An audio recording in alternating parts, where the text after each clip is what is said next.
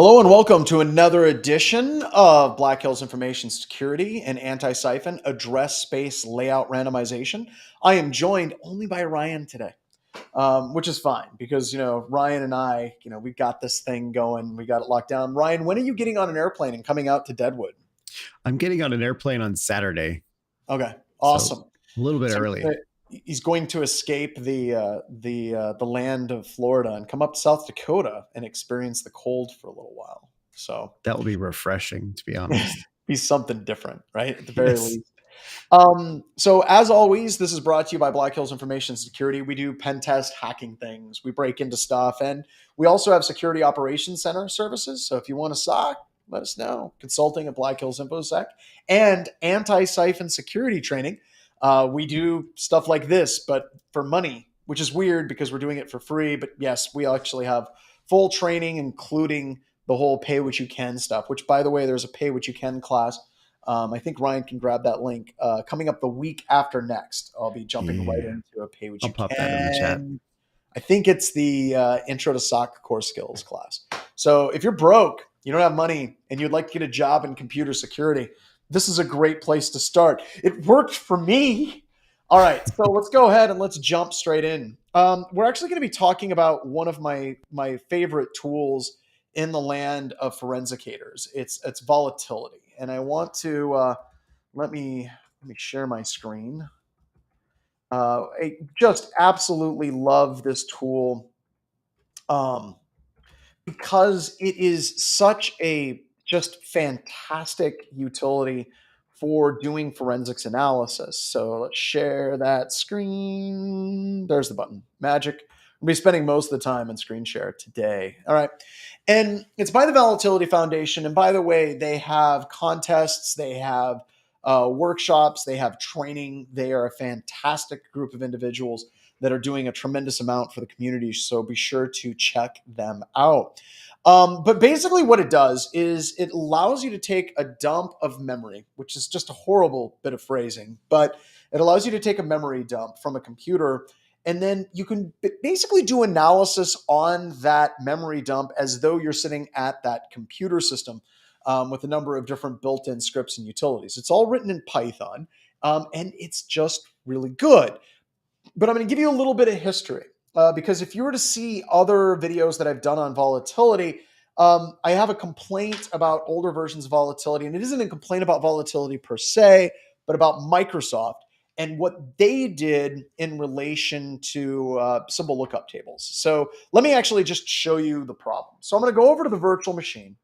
And this particular memory dump that we're looking at is the memory dump that I use in my Intro to Security class, Intro to SOC Core Skills. So the command line usage, we're using Volatility 2.6, Win64 standalone. We're giving it a memory dump. Now, this particular memory dump is a vmem file. Now, the vmem file is a suspended snapshot file in VMware, which is great.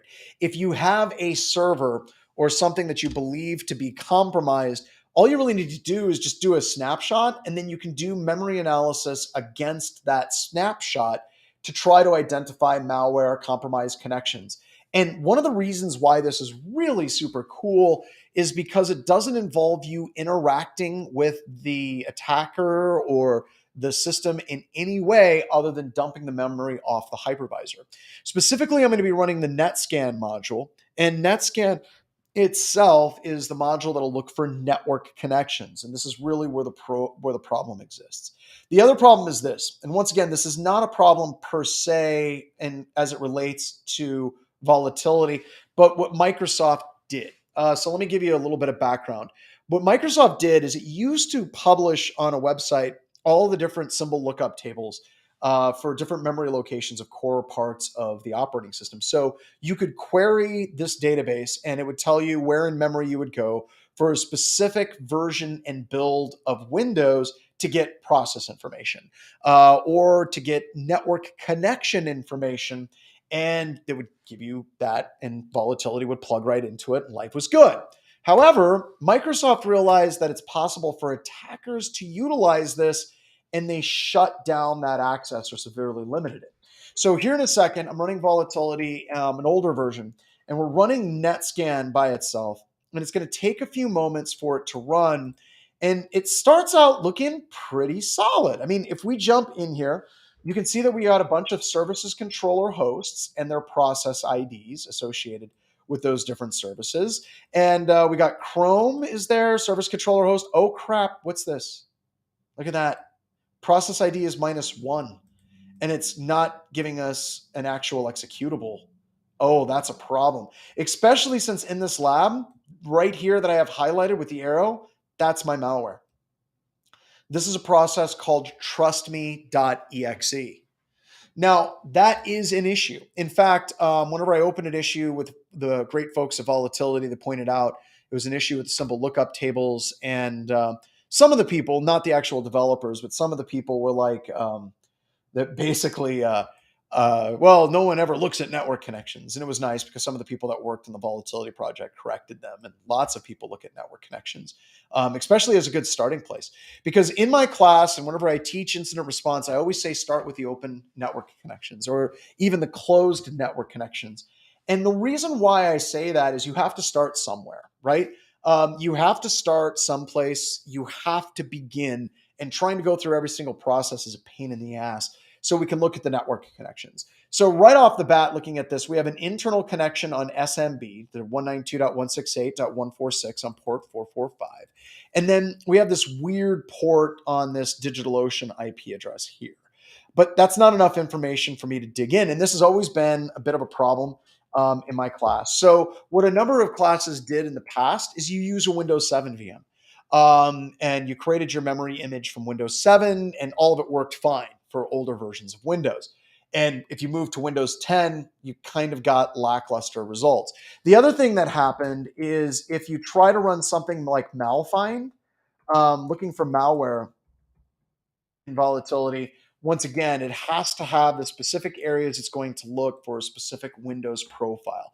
In this situation, it's a Windows 10 64-bit memory dump, and it just puked. But the other ones seem to work okay. Like if I was to run PS list like that, it's able to give me the processes and actually gives me a pretty good rundown of all the processes. But today, we're going to talk about how Volatility3 takes care of a lot of those issues. So I'm going to start with the NetScan module. And I'm running this in Linux under Windows subsystem for Linux.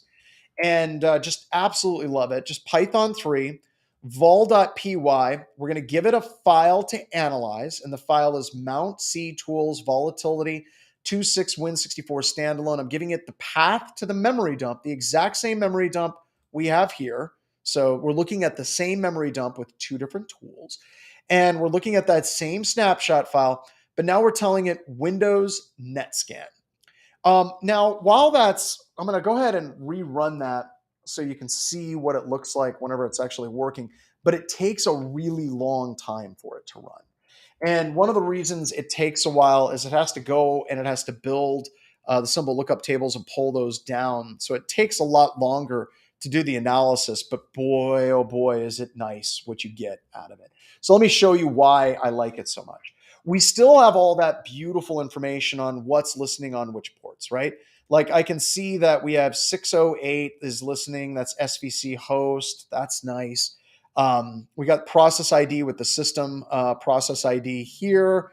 So far that's great. We've got Chrome is running. That's awesome as well. But the big thing is this one right here, or these two actually that I wanted to talk about. So the first one is showing us that we have a connection with another internal RFC 1918 IP address on port 445. And that is a standard SMB connection. And this is a different IP address from the one that we're currently doing the analysis on. So it's not 0.0.0.0. That means it's listening on a specific port. This is basically saying it has an established network connection made to 192.168.192.146 on port 445. That means the system is communicating to another system. Now, that could be a file share. But in my lab, it's just another workstation. And if your workstations are talking to each other at all, that's bad. They should not be talking to each other. And now we get into another weird Windows thing, not event ID, process ID for it's the system process. This effing sucks. This just proves that Microsoft hates anyone that's doing forensics. If you actually make a network connection between two Windows computer systems, it's not the process that like cmd.exe that's making that connection. It's actually using like the net command or conhost to make that connection. You're going to see that here in a couple of seconds. And the process that's doing that is the system process, which is just annoying as hell.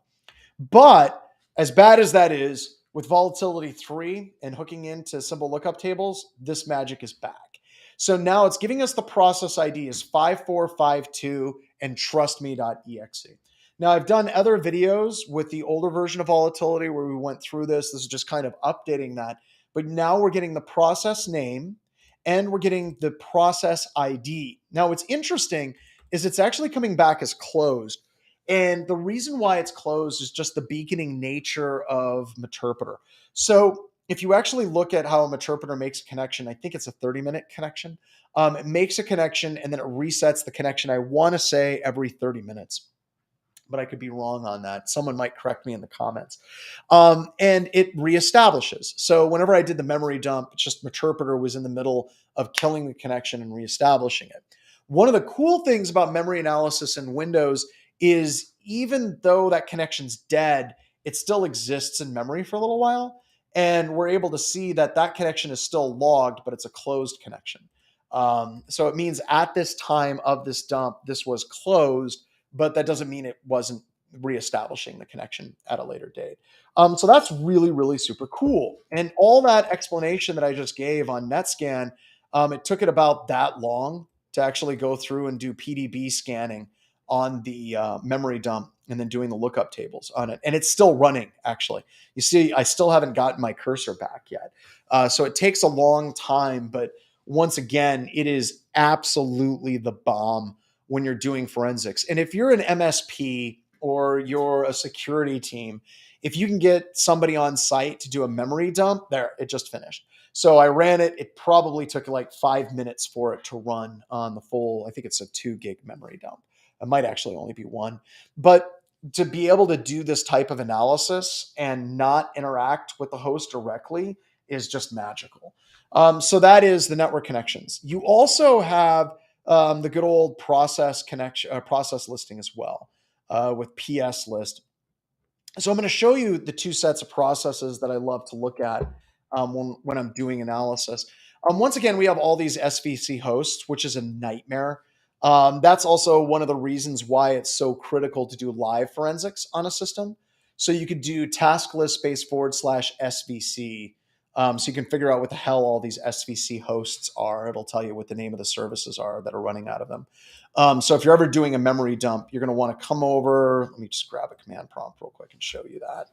You're going to want to run task list space /SVC space /SVC.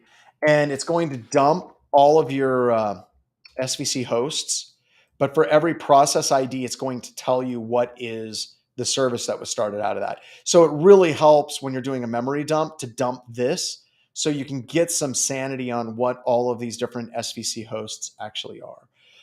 So that's a nightmare. So you got to always do that live forensics task list space /SVC so you can kind of marry these two up when you do it. But down here is where you start to see the network connections, or at least the processes that started out the network connections on this particular computer system. So we can see trustme.exe, its process ID is 5452. Its parent process is 3616. And if I go up to 3616, that's actually explorer.exe. That's the Windows GUI. So that tells me the user double clicked it. And that's just something you learn when you're doing this stuff a lot. It's just if somebody double clicks something, then Explorer is what actually starts that, which is crazy, right? Because you see that trustme.exe 3616, and then you also see chrome.exe is 3616, and those are all started out by Explorer. So somebody double clicked Chrome, went to a website, downloaded the executable, and ran it. So that's what that means whenever you see that that's the explorer.exe is the parent process for that. But now we can see trustme.exe. Now before you had no connection, right? You had absolutely no connection at all. Looking at the network connections here, where you have your closed connection for your malware. Actually, right here, where we were running volatility with NetScan on a Windows system. Here, let's go ahead and run that. Just go NetScan. You were getting -1 for the process IDs. So you weren't able to actually get a good start. But now in Volatility3, you can now start tying this together. So we can see we have weird network connections. We have this 4444 network connection is process ID 5452, and it's trustme.exe. Now we look at processes and we see that trustme.exe is the main process that's executing here. It was started by Explorer, but now we can see that this 5452, it invoked cmd.exe as well. We also see that at roughly the same time that this was dumped, we had the net command was ran, and cmd.exe was ran as well on connection host. So that's your system process making network connections, because they were using net use space / the IP address of the remote system, like $. So that's how they were making that remote connection through the net command. So we're able to see that process hierarchy on how these various connections are actually being made, which I just think is so cool that it's back to working, and it's working really well. You can also look at the process hierarchy on the system by using windows.pstree. Windows.pstree. And this basically starts with what is the parent process. Like you can see that the system process begat smss.exe. smss.exe begat another process called csrss. And it also started winlogin. And you can see that hierarchy. Like you can see Explorer started Chrome because the user double clicked. We can also see cmd.exe, connection host, and trust me in here as well, are all underneath Explorer, because we're able to see that tree of what processes begat what other processes. And really, if you're looking at malware on a system, it really looks like a rat's nest in this particular situation. Now, there's different types of malware, of course, that you would run into, where you might have malware that is like injected into a process and everything is running out of that injected process. But this one, actually, you can see the hierarchy. Chrome.exe was ran by Explorer at the same time that trustme.exe was run. Then we have cmd.exe, then we have connection host, and then net.exe running from it as well. So that's just really cool that all of this is back and it's running and life is good. Also, if we want to keep going, the malfind or DLL list works just like it always did. Syntax is a little bit different. DLL list, but you have to do --PID 5452, and then we can get all the loaded dynamic link libraries in for trustme.exe. And there is no command line invocation. It's just the raw executable for it. So that's neat. Once again, if you've taken my classes, you're going to see the same dynamic link libraries are loaded. It doesn't, ironically enough, it's not actually loading all the dynamic link libraries. There's 2 that Volatility missed, and I don't know why. But that's, once again, that's one of the reasons why you want to do live forensics, along with your memory forensics on a system as well. The final one that works now that I think is really, really cool is malfind.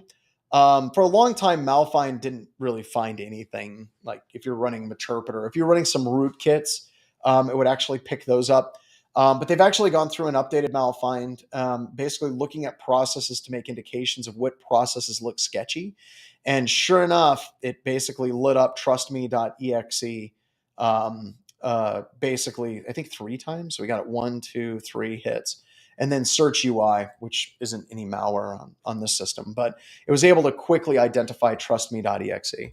So if you are a student of mine or someone that just likes labs and likes free stuff, I have updated the memory analysis lab. If you actually go to labs in your VM and you go to the memory analysis lab and you reload it, all of the cool hotness that I just did is now in side of the memory analysis lab. I haven't gone through this with a fine tooth comb yet. I literally just got it done about half an hour ago because I'm going through and updating all the tools and making sure that newer things are working or not working.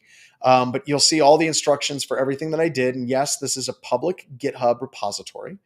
You can just go to Strand.js Intro Labs.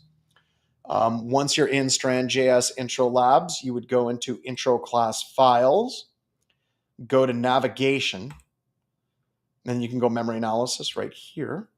And there we go. So in here, we've got the instructions for extracting the memory dump. So we go through and extract volatility from the fine folks at Volatility. Then we run NetScan and what processes and connections are interesting. Then we run PS list to look at the process listing that I talked about. Then we run PS tree to look at the process hierarchy.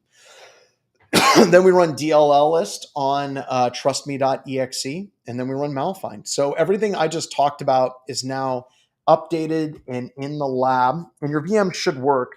The only thing that you have to do to update the labs is just go to the root of C right here and delete intro labs. Do that again, right click, delete intro labs, and then just run lab update.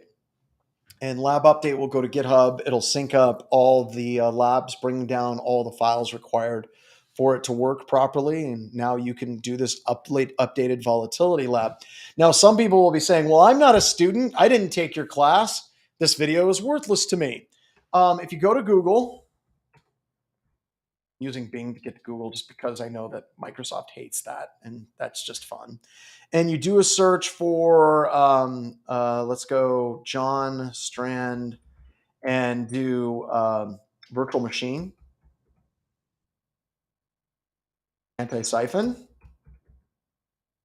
So it's going to bring down this link right here with the download instructions that tells you to get VMware, and it tells you to get 7-zip. And here is a helpful link for you to download the VM for everything that I just did.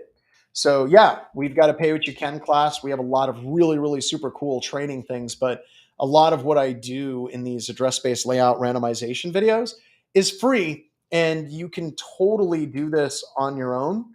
You don't need to necessarily take a class to actually do it. We have it all available so you can play with it. So that's what we're doing for address-based layout randomization today. Tomorrow, I'm going to go through and I'm going to update Velociraptor for the class as well, just making sure that everybody can do it. So if you want an EDR and something that you can play with, Velociraptor is really, really, really super cool. So we've got some comments and questions that I want to go over. What do we've got? We've got trustme.exe, NC Cyber Threat Hunter. This can't possibly be malware, right? A little bit on the nose with our malware in my labs. I want to make it very easy. If you're looking at most forensics, right? If I was to look at a system that was compromised, it would probably take me the better part of a day to go through and look through everything and make sure that I've got all my bases covered, especially if it's not compromised. If it's not compromised, it might take me 3 days, right? Because you start digging and you start getting a little bit crazy. But if I'm dealing with a system that's compromised, I can see the malware. I've got a good idea. I've got beaconing telemetry on Zeek data. It's probably a day to do analysis and doing memory on that particular computer system. Of course, there's going to be more work going back to Active Directory, finding other systems. But for the labs, we like to make these things really on the nose so people can do the labs in about 30 minutes. So they can get through it relatively quickly to get those salient core concepts that they would use. So yeah, we're a little bit obvious on the name. So, trustme.exe. Totes legit on that as well. I looked into this a while back. So awesome. They did a version in Python. It's always been in Python. Actually, we just had the standalone executable that you could use. As far as I can tell, it's always been Python. Who knows? There might be a Perl version out there that's really old, but it's always been in Python as far as I know. Is there a way to get the SVC information from a memory dump offline? Generally, what you would have to do in that scenario, and just let me share my screen real quick. Let me share again, and we'll go back to my VM. we were to do that, you'd probably have to start looking at the dynamic link libraries themselves, right? So let's actually do that. So if we have an SVC host of interest here, let's say the process ID, we've got this one is, let's pick one up a little bit higher. Let's do 1180, okay? So I'm going to grab this process ID, and then I can run DLL list again, right? And then we can put in that specific dynamic link library. What was it? I got 1180. So we've got that one. So I'm going to rerun this command all over again. And we're going to run it instead of the process ID of our malware. We'll do 1180. And it's going to take a little while for it to run. What?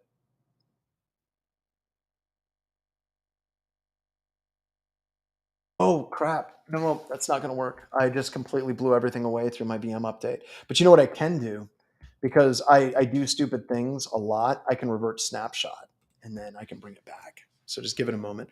But no, you can do DLL list on that specific executable. And if you're lucky, what you're going to get is the command line invocation. And if you get that command line invocation, sometimes that can be really, really helpful to identify what is the what is the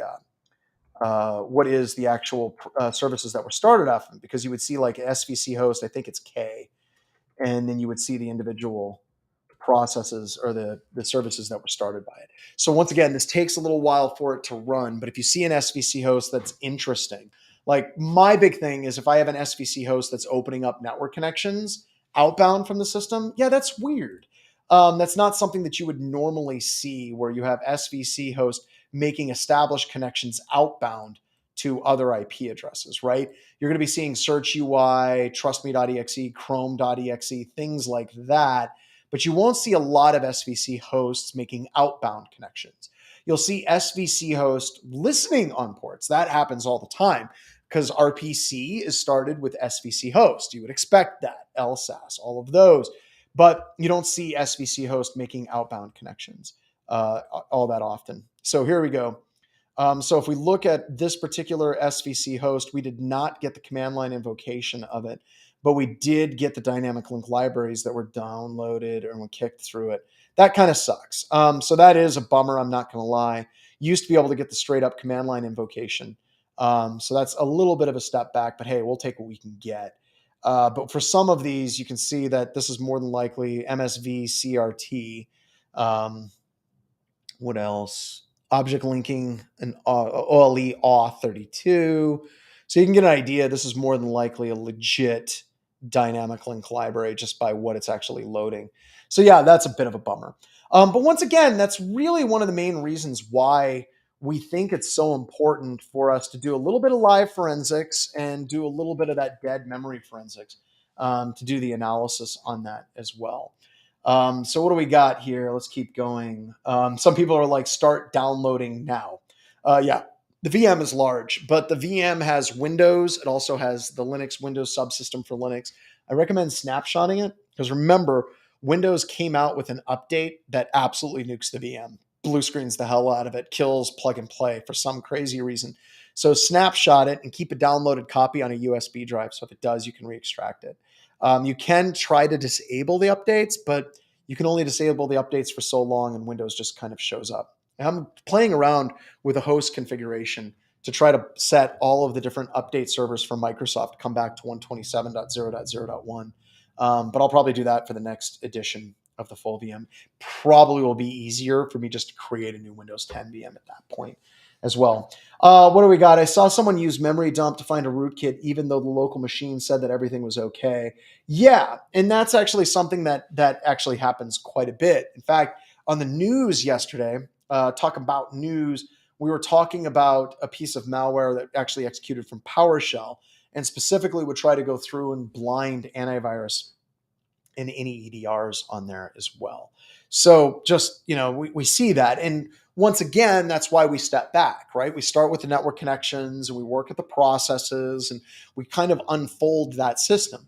Another reason why it takes me like a day to do memory analysis on a system is they're not as clean as what we just looked at, right?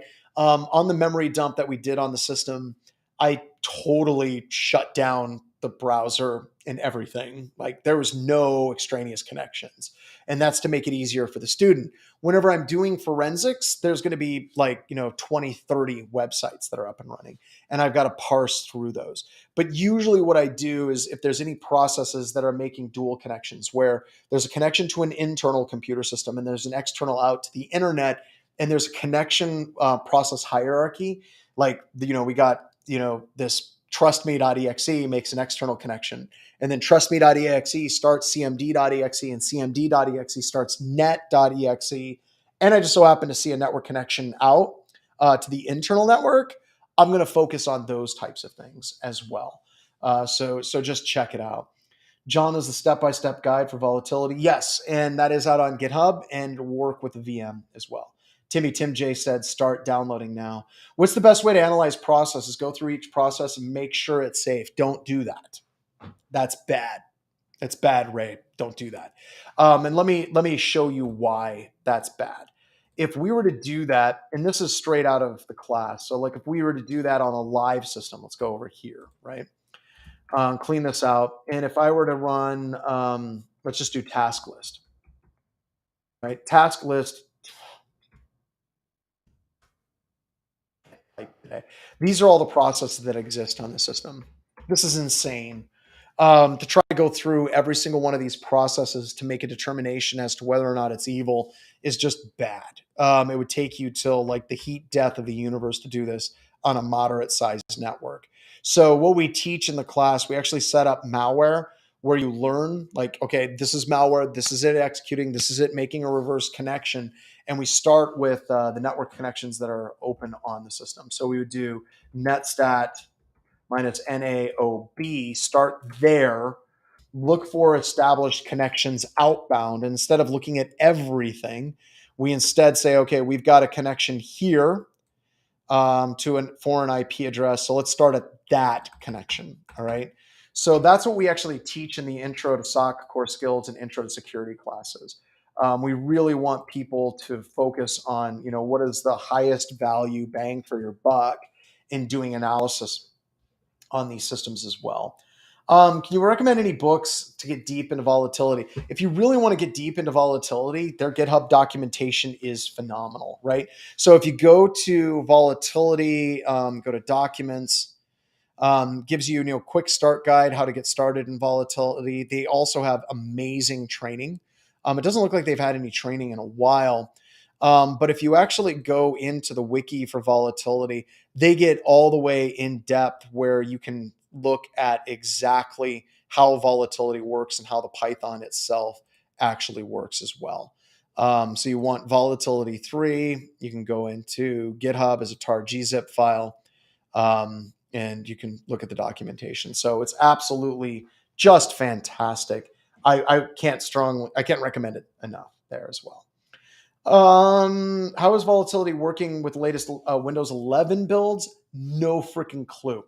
Honestly, I have no idea. I would have to go into the volatility documentation and look at it. By the way, this is the level of depth that it gets into, where it talks about things like the symbol tables and the templates that are used by Microsoft and pulling those different things down. Like you get into the weeds very, very quickly. And even how to write plugins and things like that. So yeah, you get in depth very, very, very quickly. So let me see what else we got. I haven't played it on Windows 11, and that's mainly because most of my students, especially in corporate America, I haven't seen a lot of organizations moving to Windows 11 yet. They will. But looking at Microsoft making these symbol lookup tables available, volatility hooking into them, I'm very hopeful that we'll be able to do that. By the way, volatility does also work with Linux and Mac memory dumps as well, which I think is just really cool. What if there's nothing found in a process on OSINT for a new hash? Actually, that's really common. That's incredibly common. If you actually look at hash lookups, like if you go to VirusTotal or anything like that, vast majority of the time, if it's a targeted attack, that hash ain't going to pull up anything on VirusTotal. So a hash works really well if you're dealing with general run-of-the-mill botnets or just malware that's being spread, or like rootkits that are going back to evil state actors that have been identified and outed because they're reusing the same executable. Whereas if you're dealing with an attacker who's targeting your organization, usually the hash is going to be different for each instance. So if you look at Cobalt Strike, if we're using Cobalt Strike at BHIS or Brute Retel or Nighthawk or our own tools that we have, those tools are set up in such a way that they're going to a separate command and control server. So the hash is going to be very much unique for that individual engagement. So it really just won't work. Antisyphon, when is this running? Pay what you can. Not next week, but I believe the week after. If you want, just let me share my screen and we can bring that up. It's been kind of crazy. I'm still jet lagged a little bit from coming back from BrewCon. But if you go to Antisyphon and you go to Pay What You can actually look at live training. What is it? Calendar, and I'll tell you what classes are coming up. We have a bunch that are starting up with Wild West Hack Fest. But the big one that you want to be focused on is this one right here. This is getting started in security with MITRE and Black Hills Information Security. And I will share that in the link.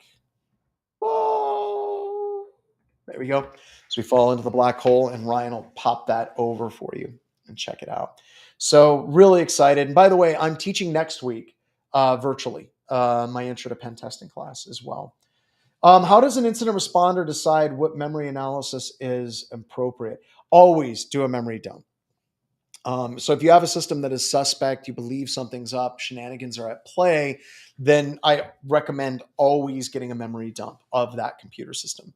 And the reason why is that's sort of another just bit of evidence. And it's better to have more evidence than less as you work through it. So if you can be like, I want NetFlow, I want full PCAP if you can get it, I want all of your domain controller logs, and I want to get memory dumps off the suspect computer systems, you're going to be in a great place. Michael McAllister said, Yaroscan, single process or an entire dump? It depends. Actually, this is getting into Kroll and Eric. I forgot Eric's name.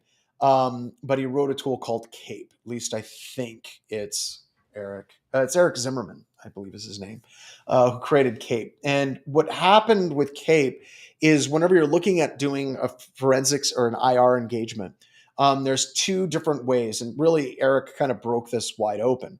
So you can look at initial, really quick triage forensics artifacts. And that's what Cape is all about. What are the things that we always look at? So we can pull those off the system very quickly and start doing rapid fire analysis. And we can still do a full memory dump and a full hard drive dump of that system. So instead of us sitting around on our ass waiting to do forensics, we can get Cape artifacts off of that system very, very, very quickly, start doing analysis, and then have the full dump of the system so we can do full analysis on that as well. So with your Yaroscan, when you're looking at it, you can look at those high value things very, very, very quickly, but then you can run it over the entire memory dump as well. Do you have many tools that are utilizing eBPF that you've seen recently? Thinking about doing a little deep dive into eBPF and writing some tools. Awesome. So here's a couple. The first one, let me go back to screen sharing. All right. Is SpiderBat. SpiderBat is a Linux eBPF tool that is absolutely fantastic, and they have like basically a free version that you can use for individual. And then the big one, if you want to learn eBPF, is Sysmon for Linux. Sysmon for Linux is actually built on top of eBPF. So if you want to learn eBPF, these are two great projects to start. And if anybody wants to know what eBPF is basically the extended Berkeley packet filter. BPF was basically TCP dump filters. You could write BPF filters, but with eBPF, it's actually allowing us to get into kernel calls and what's happening on the system as well. So Graham, I hope that answered your question. So many skills to keep up with. Any recommendations on spaced repetition platforms, refreshing tools we don't use? Just find a cyber range and just have fun. And to be honest, a lot of the shit that I do here where I start running through labs is I'm old and I forget things. So really the internet and YouTube and Twitch now is my memory. So that works pretty well. So use CyberRange as much as you can as well. A Heat Death Universe was a band name. That's nice. Is there a way to identify and dig further into suspect dynamic link libraries with taskless /m or something else native on Windows? So this gets into one of the videos that I'm going to be coming up with is there's two tools that you can look up. Is Process Explorer is a really, really good one. You can do full analysis and you can dump memory of individual processes with it. And then there's another tool called Process Hacker. And Process Hacker is a fantastic utility that does a lot of the stuff that Process Explorer does. So if you actually want to dig into those individual processes, those are two things that you can use to dig into them as well. Day to day as an analyst, how likely are you to use this tool? So Dog of Snoop. So let's start with the old. Like if we're looking at 2.6 version, not very likely. You would use it.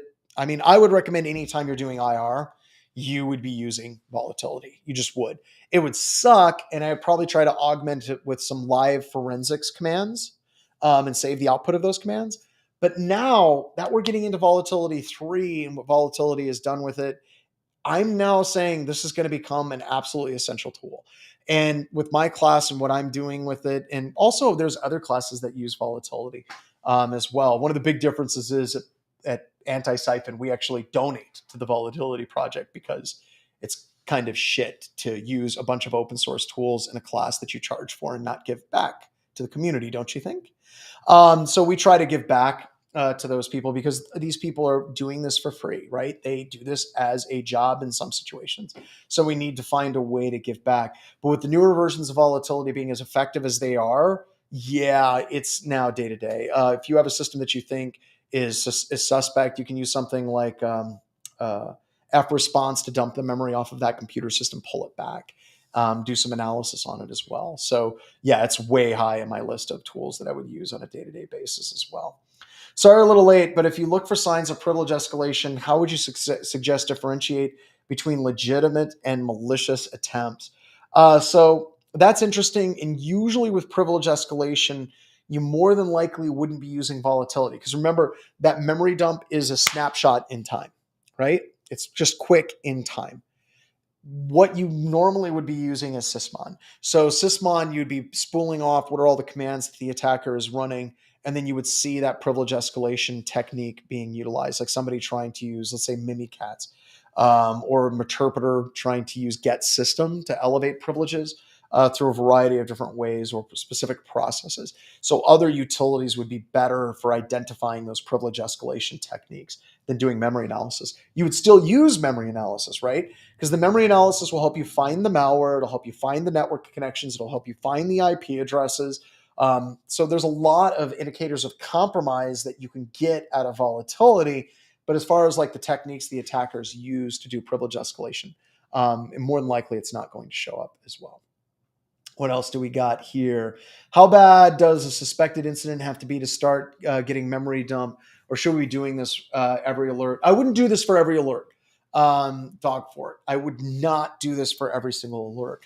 I would recommend doing this if you believe that your EDR XDR has failed you. If you're getting network alerts that's saying, hey, there's somebody that's going out to this weird domain in like New Zealand or something like that, right? So with that, you would basically say, okay, EDR is not giving us anything. Let's dump the memory and let's go deeper. So kind of Inception, since we're talking, awesome directors, Stanley Kubrick, and who didn't direct Inception, but I'm saying awesome directors, right? So what you would do is you would dig into it. Or if your EDR triggers and it says, hey, there's totes malware on this computer system, yeah, I would probably jump in and I would dump the memory off of that computer system. So why pick on New Zealand? Because you're here. That is the specific reason, Brian. I've got, gotta throw some love your way. So yeah, by the way, I've got to get down there. I don't know how open the country is at the moment, but I've got to get down there. I visited Max in Germany, so I need to come down and visit you in New Zealand at some point as well. Can Volatility3 give you more than Sysmon logs? Yes and no, right? If you're looking at volatility, you can actually do like file carving. You can do all kinds of different things with volatility, where Sysmon isn't going to allow you to dump and carve and pull processes out of memory. Volatility will. But is volatility going to give you full command execution for absolutely everything? Probably not. So it's not an issue of like an either or, Joshua. You're going to be looking at both of these tools complementing each other. So Sysmon is going to get you process execution, network execution. It's going to give you DNS resolution. You're not necessarily going to get that from volatility, but volatility will get you what dynamic link libraries were loaded in a process. Volatility will give you, like, allow you to carve data out of the process directly. You might dump the whole process from memory down to a file, and then you could do strings analysis. You can't do that with Sysmon. So you're not going to be looking at these as like two separate tools that are against each other. You're really going to want to like use them both. So Ricardo asked, where else is this live? Right now, getting comments fed to me from LinkedIn, where you're at. It's also coming from YouTube, and it's also coming from Discord and Twitch. So it's coming everywhere. And by the way, please take a moment and subscribe, because the only thing we're giving you is free information. Graham asked, curious to hear your thoughts on learning Rust. I know Mark Rasanovich came out and said he thinks new projects should not be written in C. They should be written in Rust. One of the big reasons why everyone's saying that, and Linus Torvalds is saying the same thing, right? Because Rust is going to be in the Linux kernel 6.1, I think, is the one that's going to be shipping with Rust. And the reason why is Rust has a lot more protections, especially whenever you're looking at like, use after free memory protections, doubly linked lists, the way it actually handles memory leaks. And then I believe Rust also has some protections against speculative execution attacks. I could be wrong on that, so don't quote me on that one. The point is, Rust has more protections in it than C. So if you're running C and you want to just completely screw up and open up memory and then have, buffer overflow, C is going to let you do that. It is. Now, whenever you compile, it may freak out if you're using like get s or something, or string copy without the proper format strings. It might freak out, but it's going to let you, as a language, shoot yourself in the foot. Okay. Rust has a lot more protections. Now, I suspect that Rust will also allow you to shoot yourself in the foot, but now we're at least shooting ourselves in the foot in more creative ways, which is really what we want. So Rust is cool, right? It's the new hotness. It's the new language. All the cool kids with the cool hats have it, and they're learning it. So, I mean, I got a tester that's learning offensive Rust. Also, there was a presentation, offensive Rust by BSD Bandit at the Hack RedCon. Hopefully those videos will be posted here shortly. So if you want to get kind of a look at Rust from an expert, from somebody that's awesome, go check out BSD Bandit's presentation.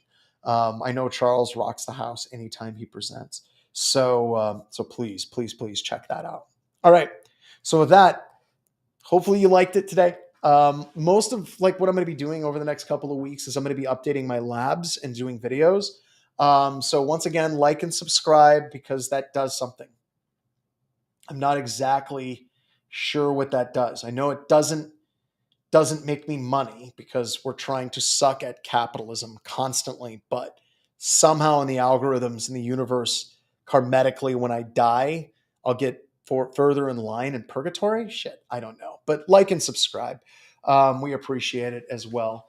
Angels get wings when you subscribe, all because of you. I believe in angels, not the kind with wings. No, not the kind with halos, but the ones that bring you home when home feels like a strange place. And with that, let's get out of here, everybody. Thank you so much, and I will see you tomorrow.